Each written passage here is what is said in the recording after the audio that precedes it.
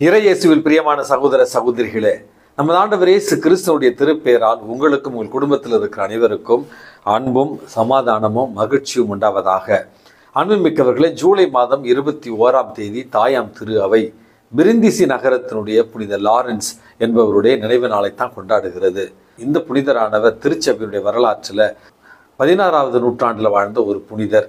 இவர் பணக்கார ஒரு குடும்பத்தில் பிறக்கிறார். பெற்றோர்களை மிக இளைய வயதிலேயே இழந்து விடுகிறார். தன்னுடைய தாய் மாமனுடைய உதவியோடு கல்வி கற்றார் என்றும் கல்வியிலும் ஞானத்திலும் சிறந்து விளங்கிய இவர் பிற்காலத்தில் ஒரு துறவியாக மாற விரும்பி கப்புச்சின் சபையில் சேர்ந்து துறவியாகவும் குருவாகவும் இவர் திருநிலைப்படுத்தப்படுகிறார்.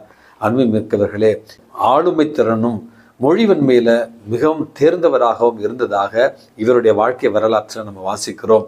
இவருடைய இந்த ஞானத்தின் ஒரு காரணமாக சபை தலைவராகவும் இவர் உயர்த்தப்பட்டார். அதற்கு பிறகு இவருடைய காலத்தில் நடந்த திருச்சபையினுடைய புனித பூமியை மீட்கிற ஒரு பணியில இவர் அந்த படைகளுக்கு தலைமை தாங்கி தலைமை குருவாக ஆன்மீக குருவாகவும் சென்றார் என்றும் இவருடைய வாழ்க்கையில நம்ம வாசிக்கிறோம். திருப்பீடத்தினுடைய தூதுவராக பல நாடுகளில் இருந்தார். கடைசியில ஸ்பெயின் தேசத்துல திருத்தந்தையினுடைய தூதுவராக பணியாற்றி தன்னுடைய பிறந்த நாள் அன்றே இறைவனடி சேர்ந்தார் என்று இந்த பிரிந்திசி நகரத்தினுடைய புனித லாரன்ஸ் அவருடைய வாழ்க்கையில நம்ம வாசிக்கிறோம். அன்புமிக்கவர்களே, பணக்கார குடும்பத்தில் பிறந்திருந்தாலும் அறிவும் ஞானமும் மிக சிறந்த கொடையாக பெற்றிருந்தாலும் தன்னுடைய வாழ்வை இயேசுவினுடைய பணிக்காகவும் இறை அரசனுடைய பணிக்காகவும் திருச்சபையினுடைய வளர்ச்சிக்காகவும் மட்டுமே பயன்படுத்திய ஒரு புனிதராக இவர் அறியப்படுகிறார்.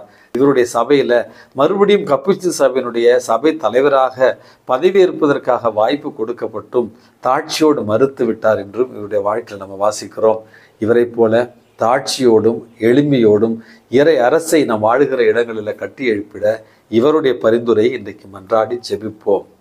அன்புமிக்கவர்களே, இன்றைக்கு நமக்கு கொடுக்கப்பட்டிருக்கிற நற்செய்தி வாசகத்துல பரிசேயர்களும் சதுசேயர்களும் நமது ஆண்டவர் இயேசு கிறிஸ்துவிடத்துல ஒரு அருள் அடையாளத்தை கேட்கிறார்கள். அதற்கு நமது ஆண்டவர் இயேசு கிறிஸ்து கூறிய பதில், இந்த தீய விபச்சார தலைமுறையினர் அடையாளம் கேட்கின்றனர்.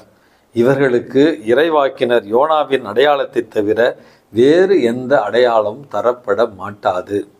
யோனா அந்த பெரிய மீனினுடைய வயிற்றில் 3 நாள் இருந்து பிறகு அவர் வெளியே வருகிறார் உயிரோடு. அதே போல மானிட மகனும் இந்த பூமிக்குள்ள 3 நாட்கள் இருக்க வேண்டும், பிறகு அவர் உயிர் தெழ வேண்டும். அதுதான் இந்த தலைமுறையினருக்கு கொடுக்கப்படவிருக்கிற கடைசி இறுதி அருள் அடையாளம் என்பதை மிக தெளிவாக சொல்லுகிறார்.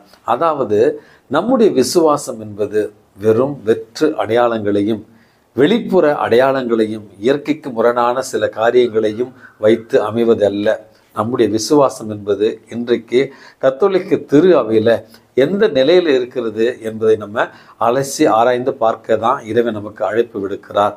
அன்புமிக்கவர்களே, நம்முடைய கத்தோலிக்க திரு அவையில் பல இடங்களில் அருங்கொடை இல்லங்கள் இன்றைக்கு இயங்கி வருகின்றன. தூய ஆவியானவருடைய ஆற்றலால் இறை வார்த்தை பகிரப்படுகிறது. தூய ஆவியானவருடைய கொடைகளாலும் கனிகளாலும் பல அற்புதங்கள் அங்கே நிகழ்கின்றன. நோய்கள் குணமாக்கப்படுகின்றன.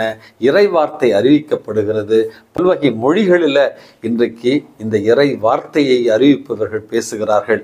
எல்லாமே நல்லது, மகிழ்ச்சியானது தான். ஆனால் அன்புமிக்கவர்களே, இதுல ஒரு சின்ன ஆபத்து இருக்கிறது. என்னவென்றால், இந்த வெறும் அடையாளங்களை மட்டுமே நம்பி நம்முடைய விசுவாசத்தை நம்முடைய மக்களுக்கு உறுதிப்படுத்த கூடாது. மாறாக மக்களுக்கு விசுவாசம் என்பது, நம்பிக்கை என்பது இன்றைய ஒரு கால சூழலில் வெற்று இரைச்சல்களுக்கும் வெளிப்புற அடையாளங்களுக்கு மட்டுமே முக்கியத்துவம் கொடுத்து அதில் மட்டுமே நம்முடைய விசுவாசம் இருக்கிறது, அதில் வழியாக மட்டுமே இறைவன் நம்மோடு பேசுகிறார் என்கிற தவறான எண்ணங்களை மக்கள் மனதில் மாற்றி அமைக்க வேண்டிய ஒரு பொறுப்பு இன்றைய காலகட்டத்தில் இருக்கிற குருக்களுக்கும் கண்ணீர்களுக்கும் இருக்கிறது.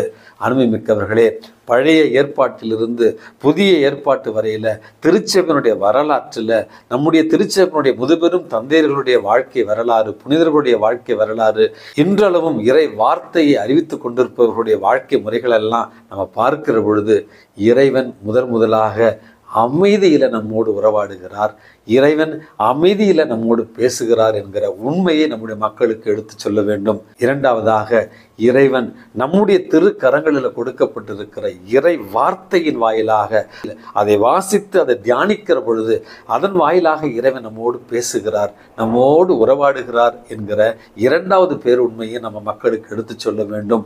மூன்றாவது, இன்றைக்கு இறைவன் அருட்சாதனங்கள் வழியாக நம்மிடையே பேசுகிறார்.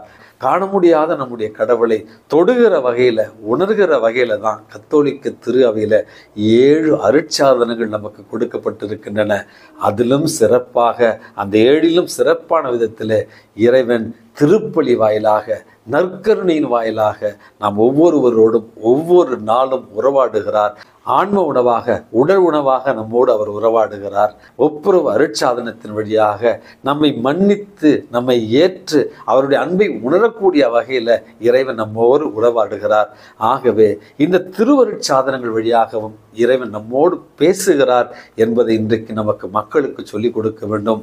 அதே நேரத்தில் ஏழைகளுக்கு இறங்குவதன் மூலமாக, ஏழைகளுக்கு உதவி செய்வதன் மூலமாகவும் இறைவன் அன்றாடம் நம்மோடு உறவாடுகிறார் என்று யதார்த்தமான உண்மையான நம்பிக்கை வழிகளை நம்முடைய மக்களுக்கு புரிய வைக்க வேண்டுமே ஒழிய வெற்று இறைச்சல்களில் மட்டும் அல்லது வெளி அடையாளங்களில் மட்டும் இறைவன் நம்மோடு பேசுகிறார் என்கிற மாயை மக்கள் மனதிலிருந்து எடுக்க நமக்கான கடமையும் பொறுப்பும் இருக்கிறது என்பதைத்தான் நமது ஆண்டவர் இயேசு கிறிஸ்து இன்றைக்கு தெளிவுபடுத்துகிறார்.